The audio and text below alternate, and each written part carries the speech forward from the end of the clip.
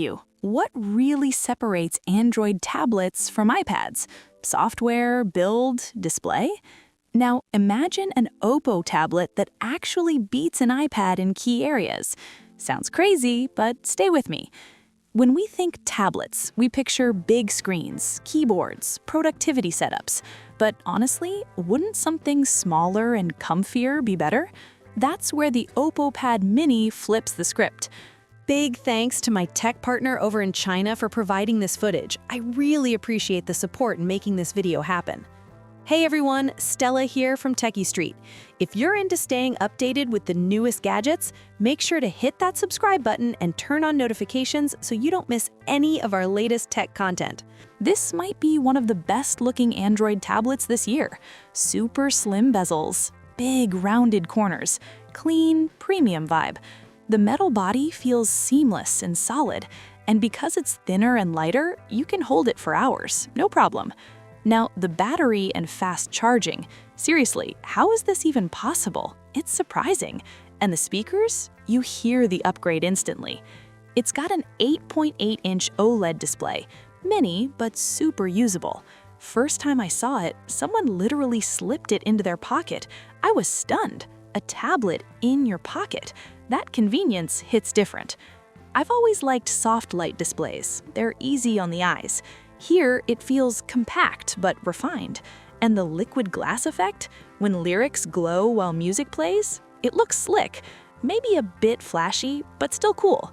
There's also a new pastel mode, soft, smooth colors, almost like e-ink. Not just pretty, it's great for reading too. Honestly, apps feel like digital books now. Now, the accessories. OPPO's new Pencil 3 Pro, instantly impressive, super smooth. The buttons feel soft and precise. Writing with it feels natural, like pen on paper, not glass. And yes, they even include a spare tip. The haptics are next level. Ballpoint mode feels like a real rolling pen. Switch styles and it changes. These tiny details make it feel real. OPPO clearly trusts this hardware. The stylus acts like a controller. Trigger AI tools, scroll, interact. Saving images, making memes, generating charts, it's fast and fun. The AI chart feature is wild. Press, circle, tap, and boom, chart created. You can even keep browsing while it works, and the results? Surprisingly good. It also supports search with sound feedback. If you like casually browsing on the couch, this becomes super handy. It's small, easy to carry, but the real magic is the ecosystem. If your phone's nearby, the tablet just connects. No hotspot setup, it even handles verification codes. Messages, calls, clipboard, photos, everything syncs. Notifications too. And here's the twist. My OPPO phone even syncs with my iPhone, so everything loops together. It's seamless.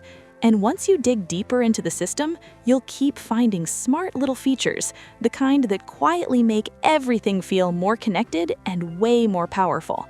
Let's start with one of the coolest features, the Xiaoben Memory app. It syncs to the cloud, so anything you save on your phone shows up on your tablet instantly. Watching a video on your phone? Open it on the tablet. It jumps to the exact same moment. Tap, and you're right back in.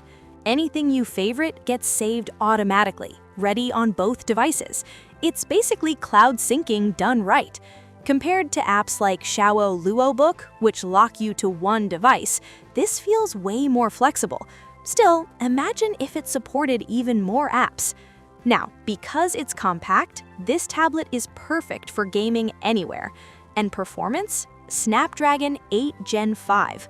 I ran Genshin Impact at max settings for 30 minutes, steady 60 FPS the whole time. No drops, no heat issues. That's impressive. OPPO clearly tuned this for gaming. Touch feels sharp, display runs high frame rates and boosts visuals. You notice it instantly. Not into gaming? There's another option, the OPPO Pad 5 Pro. This is the full flagship experience. Everything we talked about, smooth system, Pencil 3 Pro, it's all here. Design-wise, it's way bigger than the old Pad 5, and next to the Mini, it feels huge. For media lovers, that 13.2-inch screen is a game changer.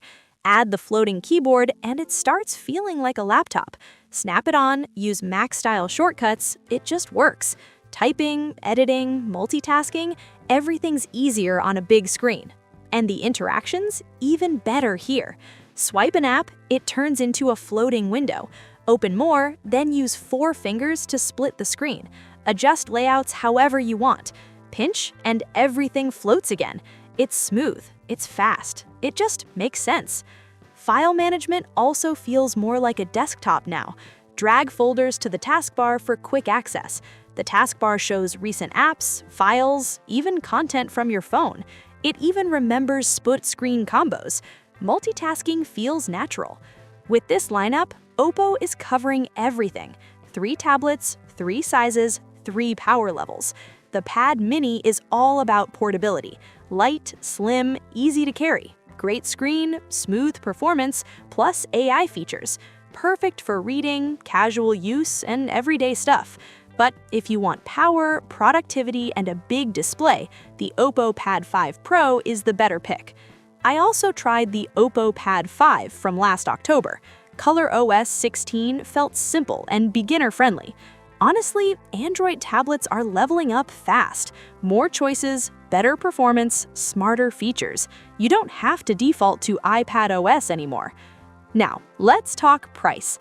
The OPPO Pad Mini starts at 36.99 yuan in China, around £402 or $542.